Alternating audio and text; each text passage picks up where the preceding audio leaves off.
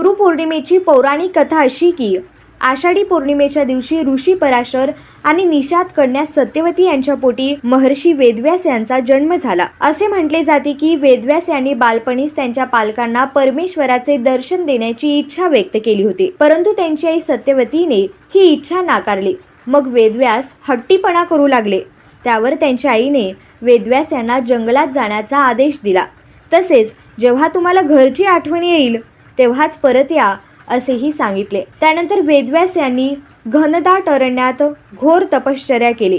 त्यांच्या घोर तपश्चर्येमुळे त्यांना पुण्यप्राप्ती झाली आणि वेदव्यासांनी संस्कृत भाषेवर प्रभुत्व मिळवले। यानंतरच त्यांनी 4 वेदांचा विस्तार केला। तसेच महाभारतासह ब्रह्मसूत्र आणि 18 महापुराणांची रचना केली।